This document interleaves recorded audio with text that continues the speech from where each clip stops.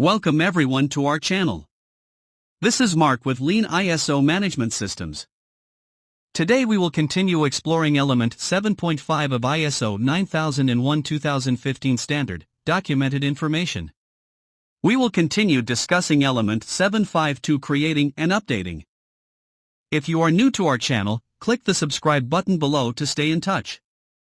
In the previous video, we explored identification, description, and format requirements in clause 7.5.2. If you missed that clip, check the link below to catch up. Today we will examine the last requirement of this subclause, review and approval of documents for suitability and adequacy. At first glance, this topic may sound obvious. What are you talking about? Of course we review and approve our documents. We have all these signatures to show the approvals. Well, I hear you, and I see all these signatures, but there is bad news here. You can show me a dozen signatures on a document, but those signatures would not constitute approval for a quote suitability and adequacy unquote. In my decades of auditing and consulting experience, only some 1% of companies I worked with demonstrated not just signatures but evidence of review and approval for suitability and adequacy of documents.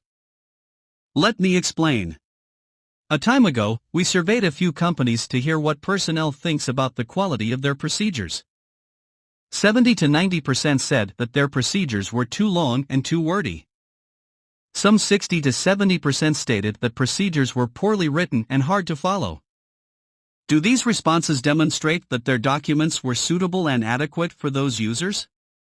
No, they do not. So, we signed the document, but what do all those signatures mean? Well, an operations manager could have heard about this change at a recent meeting and having 53 emails in his box, he just stamped the change to get it off his desk. The other possibility is that a supervisor reviews your change, reads the document in their office, and signs it as they thought the procedure was okay. Sounds familiar? Well, these not unheard of scenarios show only one thing: these are just signatures, not evidence of the suitability and adequacy of documents. You can judge the suitability and adequacy of a document only in the area with the user and not in the office. Okay folks, we are making progress. We identified problems.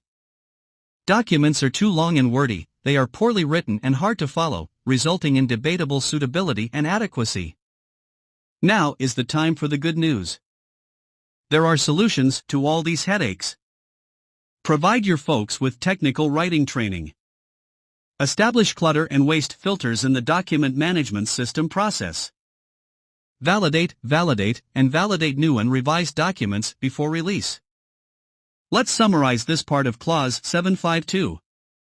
Signatures on a document change record do not constitute the suitability and adequacy of a document without evidence of validation.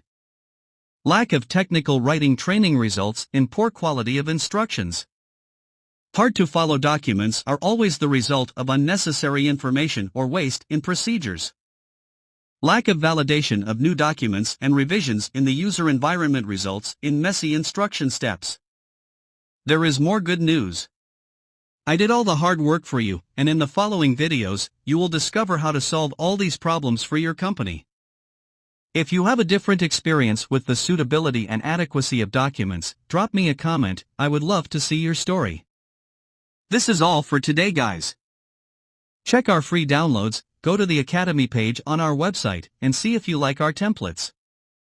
Thank you for subscribing, likes, and comments. Your support helps us promote our Lean QMS project.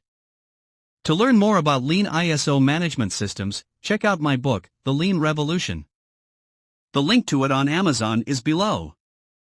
Thanks for joining me today and stay tuned for the following videos. I hope to see you then.